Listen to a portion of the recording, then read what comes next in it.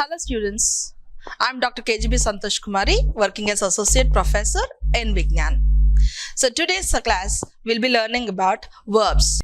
When you want to speak, the best part in improvising your language skills is subject, verb, agreement. Subject, verb, agreement. Now, the most important part is verb. Whenever you're speaking, you have to speak with proper grammatical structures. So, that is very, very important. And when you go for any competitive exams, you will be writing some questions related to verb forms. And verb, tenses, subject verb agreement, all these have connectivity. For example, you have I go to temple, I went to temple, I will go to temple.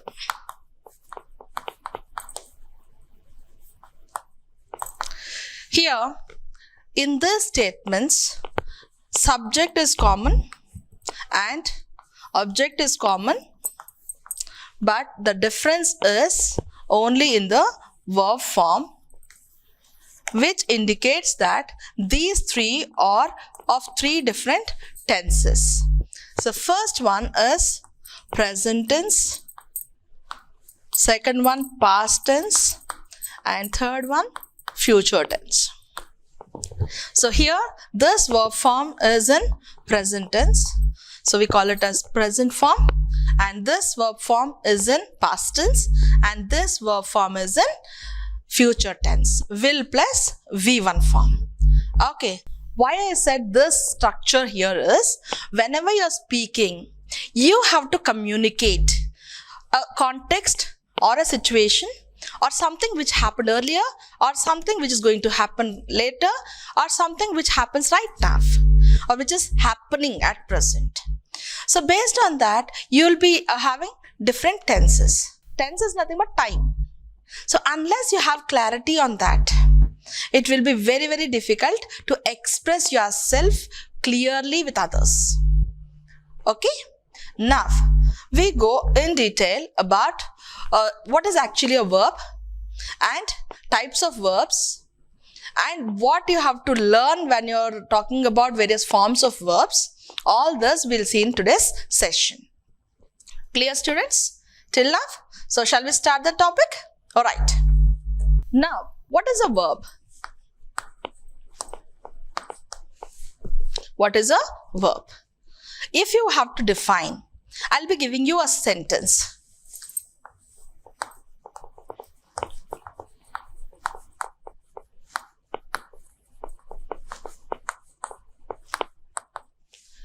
She looks beautiful. Okay, how she looks? Beautiful. So here it is verb. Look acts as verb. And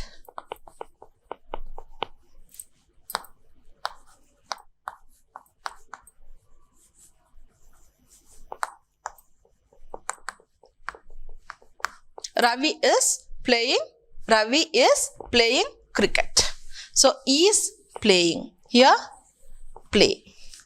So, if you observe this, she is the subject, Ravi is subject. These words are present in the next part of the sentence. Okay, about whom we are talking in the sentence is the subject of the sentence. And what we are talking about, the subject, is the predicate of the sentence. Now, this entire part we call as predicate of the sentence. Okay, so where is this verb? It is in the predicate of the sentence. So, take down the definition of verb. A verb is an important part in the predicate of a sentence which denotes action. Again, I'm repeating. Take down the definition of verb. A verb is an important part in the predicate of a sentence which denotes action. Okay. Now, I'm not talking like which denotes work. I'm talking which denotes action. Like sleeping, eating, they're not works, but they're actions or deeds. Okay. So this is the definition of a verb. Okay, children. Shall we go ahead? Alright, thank you. As I already mentioned, based on the verb, the tense also gets varied. There are various forms of verbs and various types of verbs. In general, for our information, we have divided verbs into two basic categories. The one form is main verb,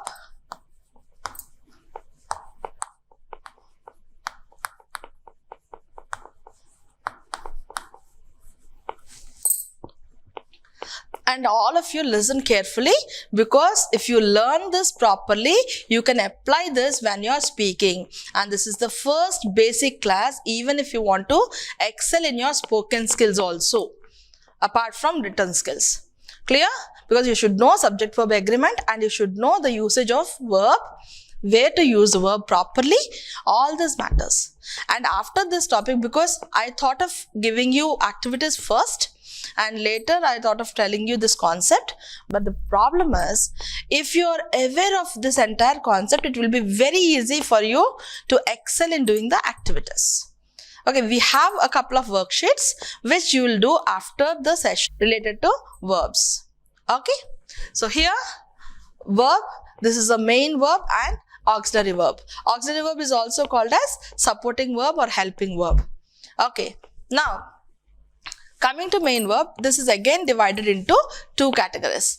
One is regular verb and other one is irregular verb. So main verb is divided into how many categories? Two categories. The first one is regular verb and second one is irregular verb. And auxiliary verbs are divided into two categories. So one is, what is first one? Yeah, primary auxiliary verbs, and the second one is modal auxiliary verbs. Primary auxiliary verbs and modal auxiliary verbs. So these are the various categories of verb in general. You have different categories like finite verb, infinite verb, or verbs which has object, transitive and intransitive verbs, and you have phrasal verbs. I don't want to go in detail about all this, but this is very, very important in order to speak and in order to write. Clear, Nana? Now, we'll just see.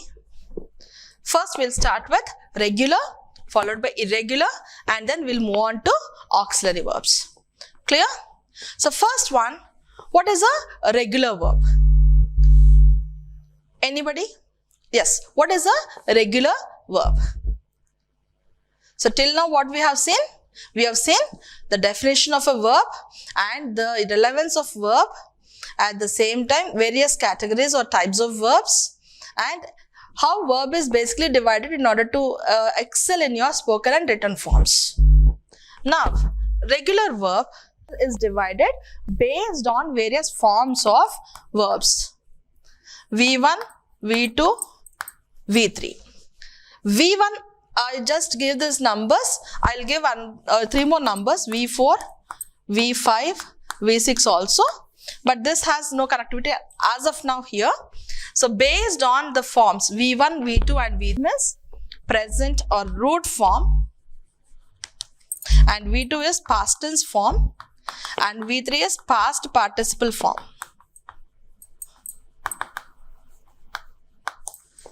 See here, V1 root form, V2 past tense form, V3 past participle form. Now, when you are talking about a regular verb, so on what way we have divided the verbs into regular and irregular? So based on these three forms. When V1 form equal to V2, which is V1 plus ED, and V3 is also V1 plus ED, This kind of forms we call as regular forms. That means whenever you're talking about past form or past participle form, if you're adding ed or t to the respective root word, that words we call as regular forms. For example,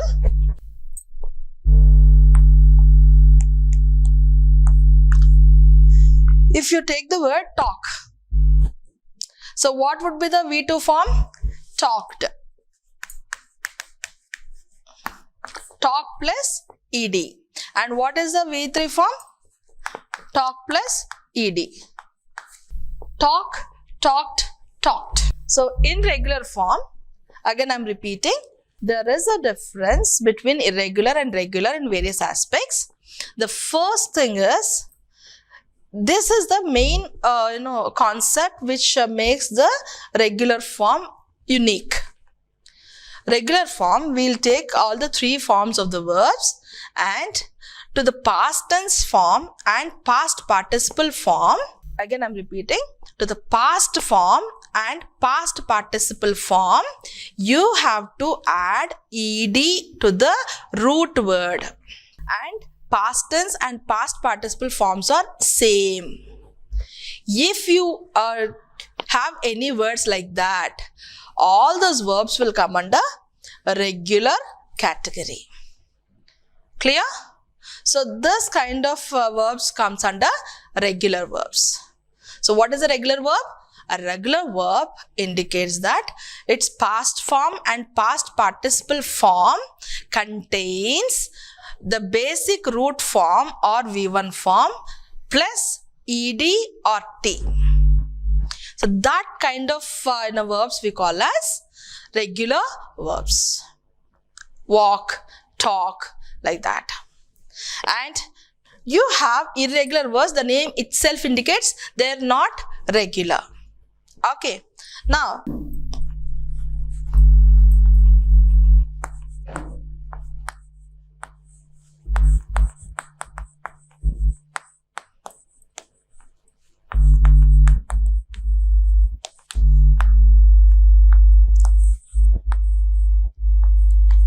so this is the regular category. Now, coming to irregular forms.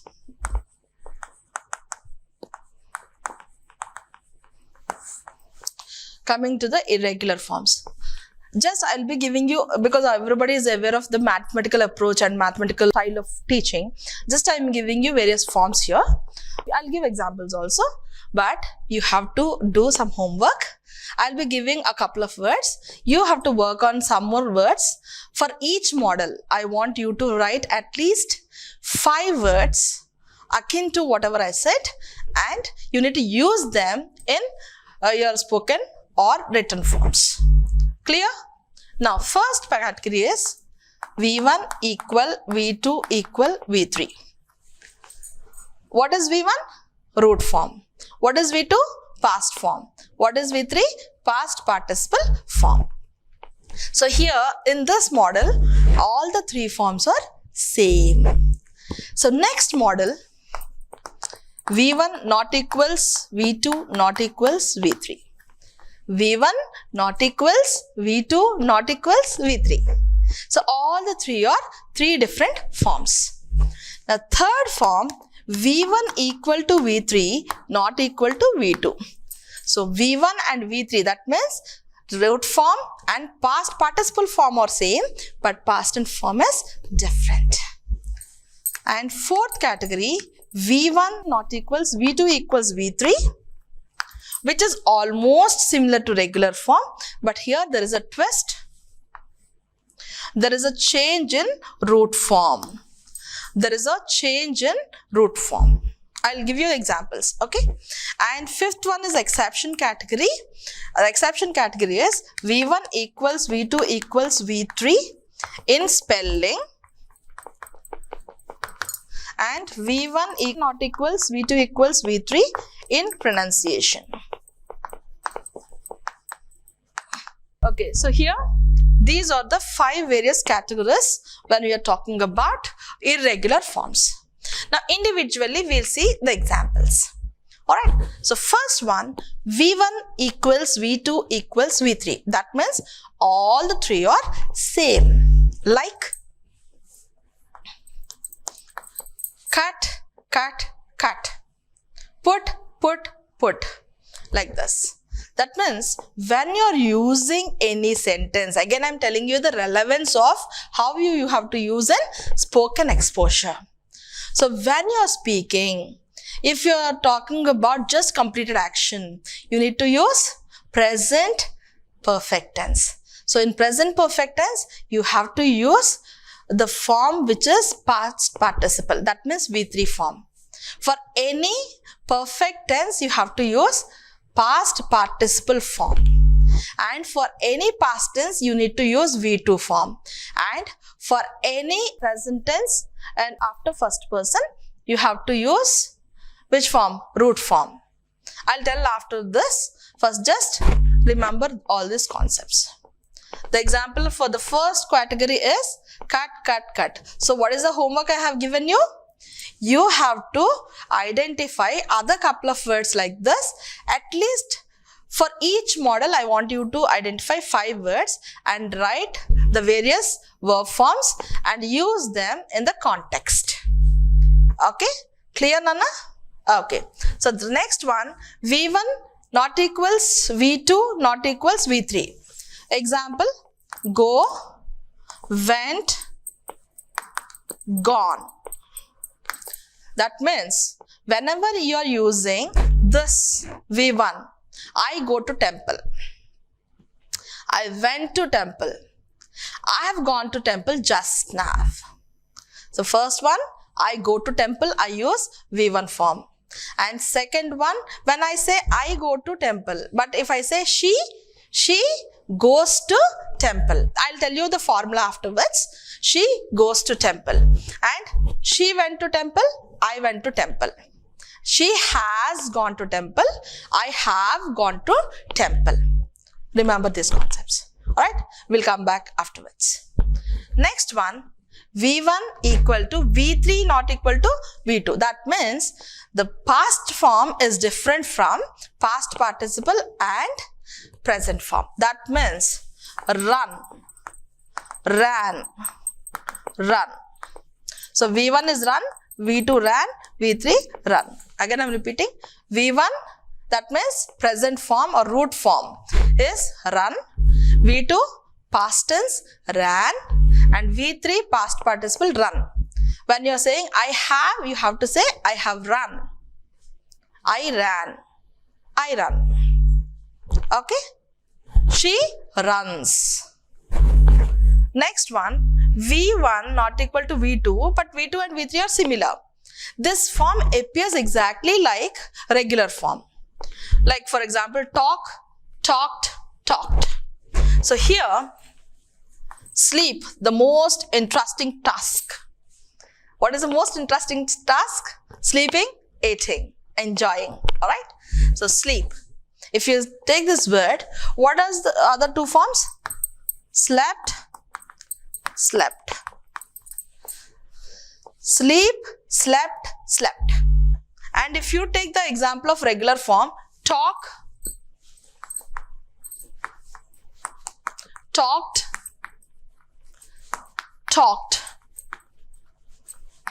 This is a regular form. And sleep, slept, slept. Here, this is irregular form. Why? See, talk, talked, talked. It's a regular form. Sleep, slept, slept. Irregular form. Why? Why you kept it in irregular? As I said, when you're talking about regular form, it is the V2 form is V1 plus ED or at times T, and V3 is also V1 plus ED or T. But when you're talking about irregular form, it is there is a change in V2 and V3. It's not V1 plus ED or T. So this is the basic difference. That's why we have categorized it under irregular form. So this is irregular form, sleep, slept, slept, and talk, talked, talked is regular form. Okay. Now the next one is, it is an exception actually. There is a word called read. Read. When you're writing, even present tense, past tense, past participle form, wherever you write it as R-E-A-D. But when you're reading, I read a lesson. I have read a lesson. I read a lesson yesterday. So here, when I'm spelling it, spelling in the sense and I'm writing in the spelling, all the three forms are similar. But when I'm pronouncing it, past tense form and past participle form have similar pronunciation, whereas present form did not have the same pronunciation. So, this is a exceptional case. Clear? I'll be giving you in nutshell whatever I have explained so far. The first thing is, what is a verb? A verb is an important part in the predicate of a sentence which denotes action. Now there are various types of verbs. Maybe finite verb and non-finite verb, or transitive verb, intransitive verb. You have phrasal verbs. Based on various aspects, you have different types of verbs. Now, in order to excel in your speaking as well as writing, you should know the subject-verb agreement. For that, you should know various forms of verbs. For that, we have just gone through the various types of main verb, and I have just given you a nutshell what is an auxiliary verb, and in main verb what are the types, what are the different categories you have in main verb. It's something like main verb and auxiliary verb, which are the basic components, and then in main verb you have regular and irregular verbs, and based on the three forms of the verbs, what are the three forms? Root form, past form, and past participle form. Based on these three forms of the verbs, main verbs are divided into two categories. The first one is regular and the second category is irregular verbs. So coming to the regular verbs, when you observe past form and past participle form, they have the root form plus ed or t. Like for example, burn. You have burnt. Talk, talked. So when you're using past form or past participle form, you have V1 plus ed or t for V2 and V3. That means past and past participle form for regular verbs. Coming to irregular forms, you have different categories. So I have explained you various categories and I gave you one example each. So I asked you to work on individually. That means you'll be working on 5 different areas of verb forms. The first one is regular verbs. So talk, walk, like that, look. All these words are regular verbs. So identify 5 more regular verbs, and when you are talking about irregular verbs, you have 4 various categories with one exception category. So for these 4 various categories, I want you to write 5 words each. So that means altogether irregular and irregular verbs, you will be writing 25 words or 25 verbs with past forms and past participle forms, and you have to use them in a sentence. Okay, so which will be very, very helpful, and remember, you need to use them contextually. You have to use them in a proper context. That's very, very important. So far we have completed this. Again, I'm repeating once irregular forms. V1, V2, V3 all are equal. That means present form, that means root form, past tense form and past participle form, all the 3 are similar. And V1, that means present form, past form and past participle form, all the 3 are different. And here present form is different from past form, but past participle form is similar to present form. That means V1 and V3 are similar. And here V1 is different from V2 and V3 and almost like a regular form, but there is a change in V1 when you are talking about past tense and past participle forms. And V1 equal to V2 equal to V3. Here it is related to the spelling system, which is only for the word read. So spell it, that means we write it as READ after any tense when you're using READ, but when you're pronouncing, you have to pronounce as read in the present tense usage, read if it is in past tense, and you have to use as read even if it is past participle usage. So this is about irregular forms. Any queries till now? If you have any queries, you can mail me. Okay, now we'll be going for the next topic, which is primary and modal auxiliary verbs. And remember, primary auxiliary verbs are very, very important when you are speaking. Again, I'm telling you, this class is exclusively to develop your spoken skills and writing skills. Clear, Nana?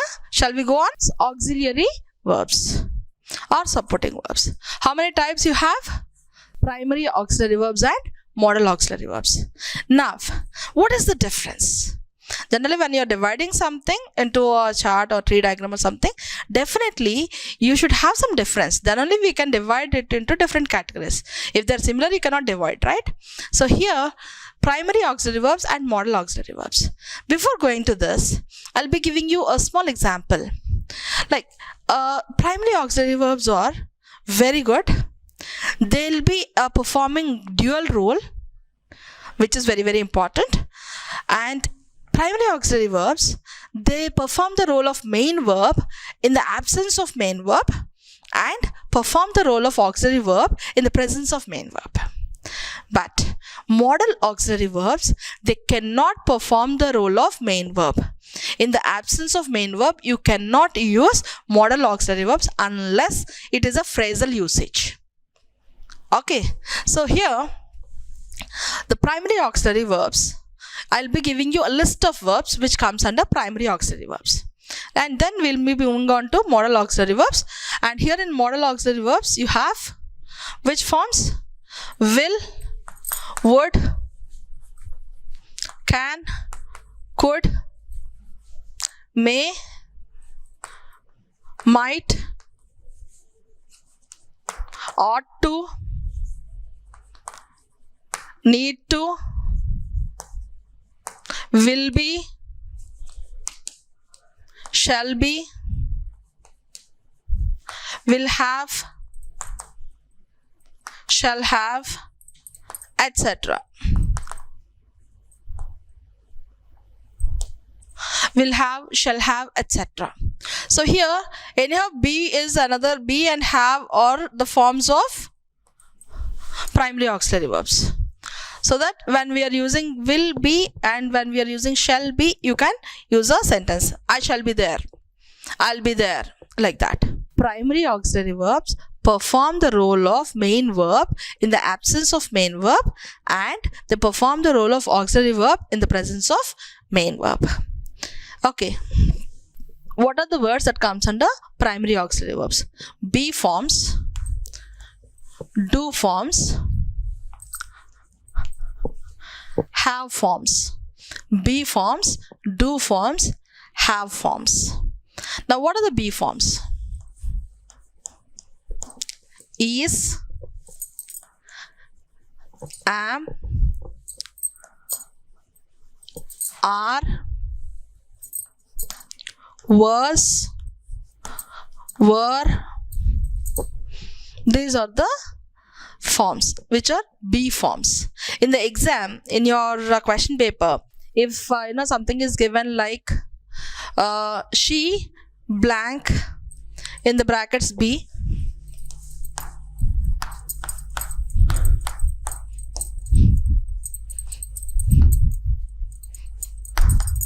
if this is the sentence, so here it is be. That means you need to replace some be form here. So what are the be forms here? Is, am, are, was, were. So she is a good girl, because you don't say a statement which is a habitual action or general truth in past tense form. So obviously you have to use she is a good girl. Clear?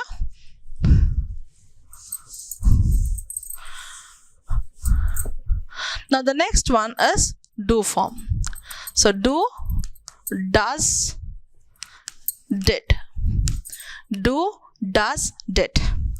And then have forms have, has, had. Have, has, had. So here 5 forms, primary auxiliary verbs, which are be forms. They are is, am, are, was, were. Still you have be, being, been, all these words. Okay, all are be forms actually, etc. Okay, and then do forms do, does, did. And have forms have, has, had.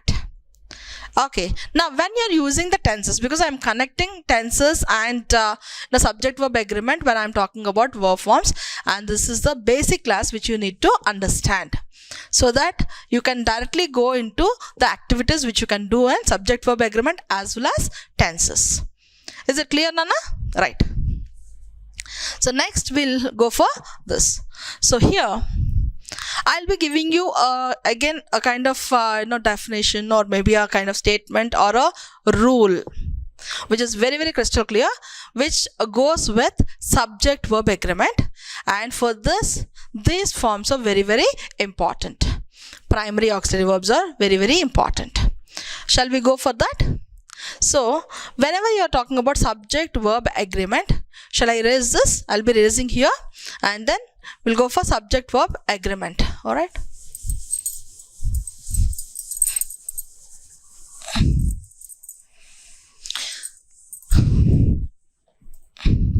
So before going to that, so whenever you're talking about subject, so which kind of words comes under subject, or which kind of parts of speech comes under subject?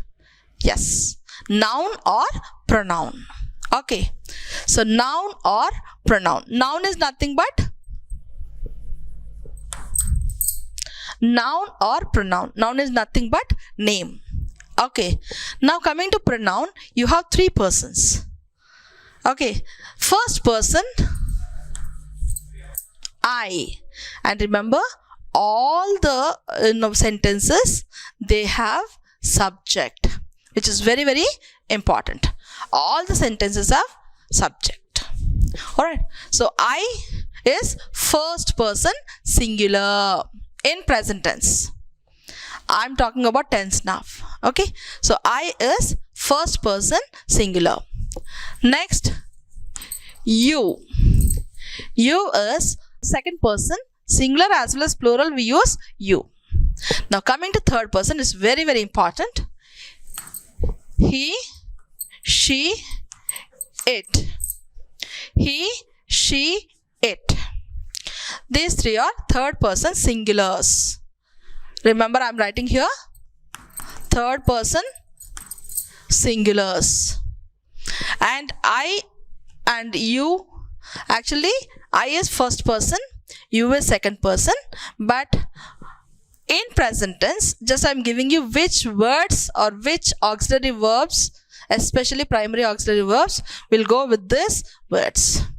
Okay, so now first thing, when I'm talking about which words will go, I'm taking this names because they are also singulars, and I'm adding that names beside third person singular.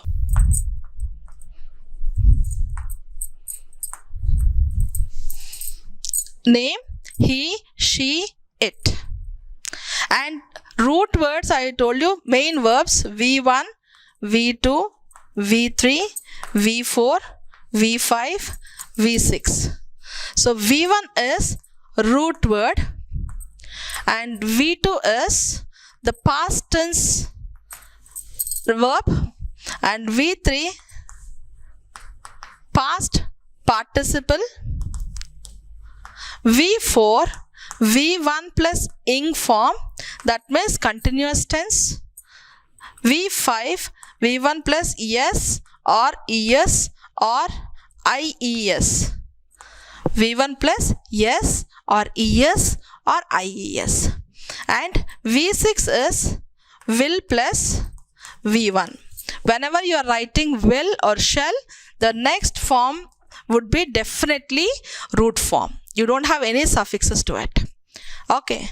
Now, what is V5 form?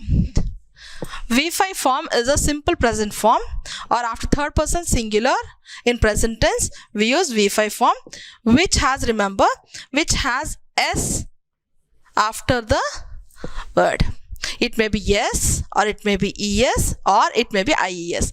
And remember, it is not a noun form, so it's not a plural word. In nouns you have singulars and plurals, but in verbs you don't have singulars and plurals. In verbs you have simple present form and root form. Root form we use when you're talking about plural. After plural you will be using root form, and after singular you are supposed to use yes or es or ies form for the main verb. Okay, even when you're using auxiliary verb, that word should have s at the end. Remember this as a blind mark. Clear? Now, as I already said, this is the main verb.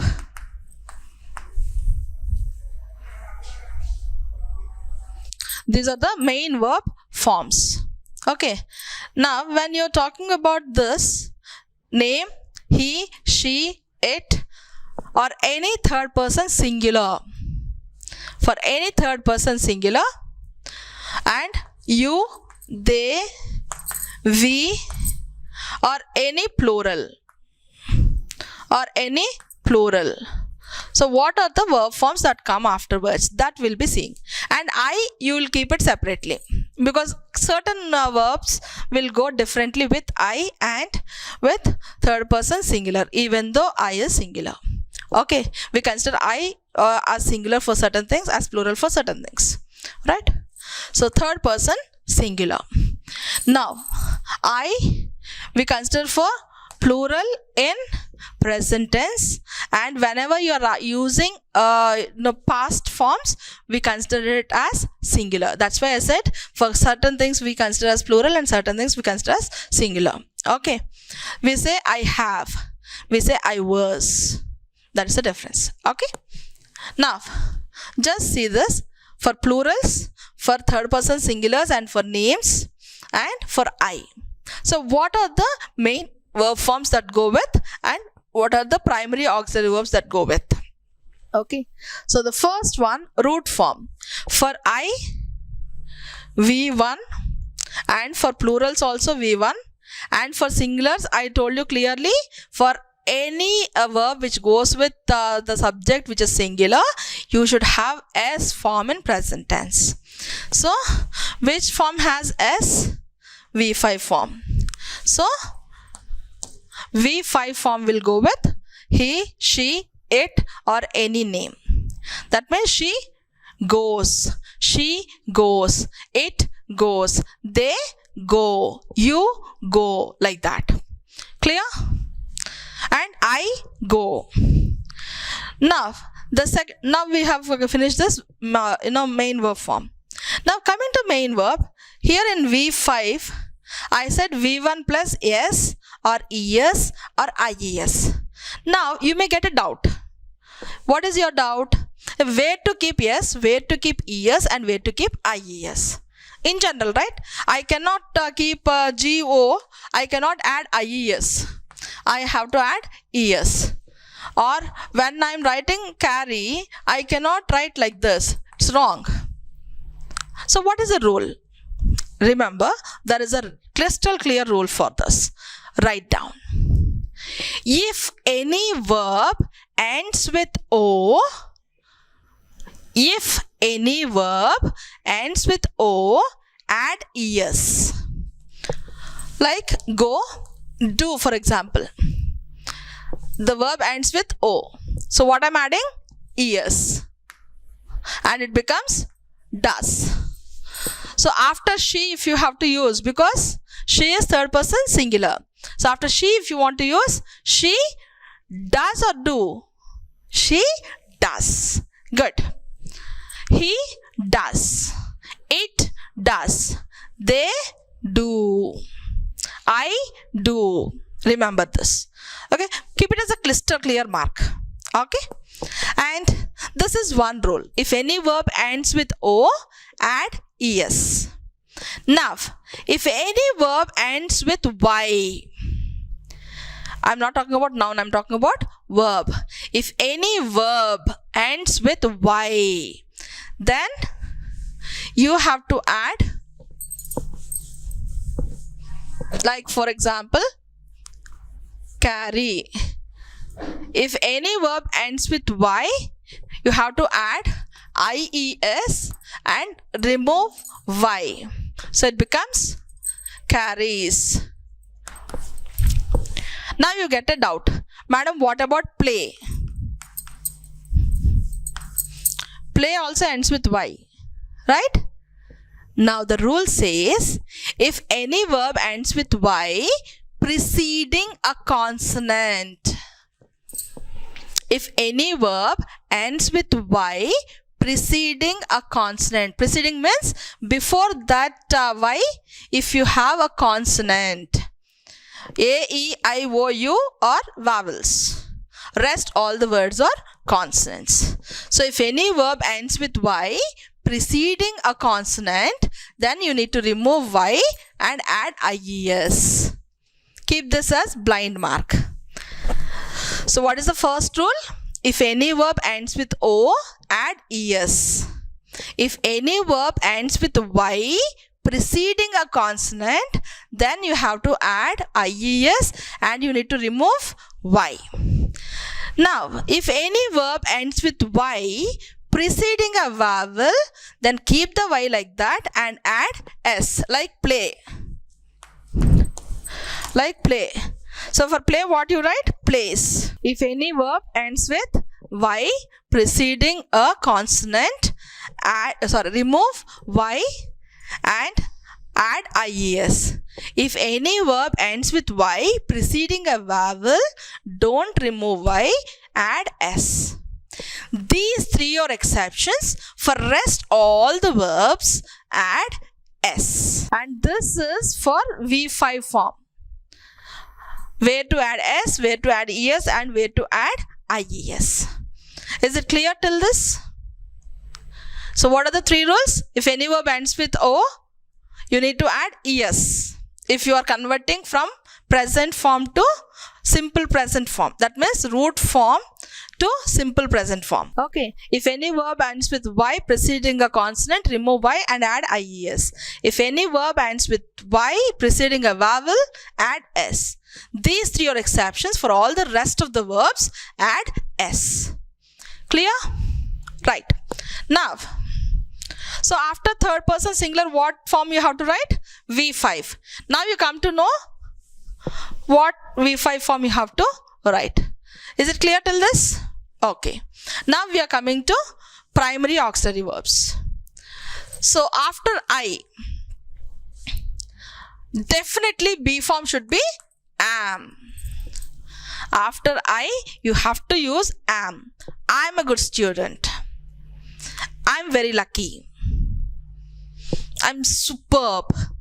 So when you are using am, I, definitely after you have to use am if you want to use B form.